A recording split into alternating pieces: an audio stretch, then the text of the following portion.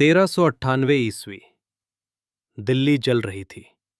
Taimur lung लौट चुका था और तख्त खाली था। लेकिन असली सवाल यह नहीं था कि हमला कैसे हुआ। सवाल था, इसके बाद दिल्ली किसके हाथ गई।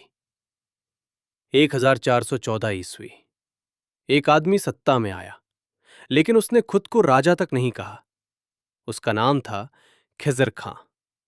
वो खुद को सुल्तान नहीं कहता, उसके सिक्कों पर उसका नाम नहीं, खुतबा भी तैमूर के नाम का। खिज़र खां राजा नहीं था, वो तैमूर की छाया था। दिल्ली अब सिर्फ एक शहर थी। पंजाब, दोआब, राजपूताना, हर तरफ विद्रोह, हर तरफ आग। 1421 ईस्वी। खिज़र खां की मौत हो जाती है और सैयद वंश की असली परीक्षा शुरू होती है। गद्दी पर बैठता है उसका बेटा मुबारक शाह सैयद। वो पहला सैयद शासक था जिसने खुद को सुल्तान कहा। वो ताकत चाहता था, लेकिन ताकत के साथ दुश्मन भी बढ़ते गए। 1434 ईस्वी। दिल्ली की दीवारों के भीतर ही मुबारक शाह सैयद की हत्या कर दी जाती है। राजा अपने ही शहर में सुरक्षित नहीं था। अब गद्दी पर आता है मोहम्मद शाह सैयद। 1434 से 1445 ईस्वी तक। अब सैयद वंश नाम का रह गया था। असली सत्ता अमीरों के हाथ में थी।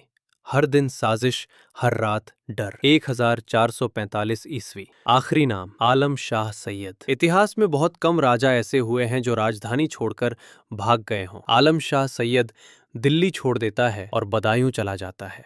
और जब राजा ही राजधानी छोड़ दे तो सल्तनत ज्यादा देर नहीं टिकती। 1451 ईस्वी। बहलोल लोदी दिल्ली के तख्त पर बैठता है। यहीं खत्म हो जाता है सैयद वंश। 1414 से 1451 ईस्वी तक सिर्फ 37 साल। ना कोई महान विजय, ना कोई विशाल साम्राज्य, लेकिन एक अहम सच, अगर सैयद वंश न होता तो दिल्ली सल्तनत शायद पूरी तरह टूट जाती। सैयद वंश ने इतिहास नहीं बदला, लेकिन इतिहास को रुकने से बचा लिया। क्योंकि कभी कभी सबसे जरूरी किरदार वो नहीं होते जो जीतते हैं, बल्कि वो होते हैं जो पतन और पुनर्जन्म के बीच पुल बनते हैं।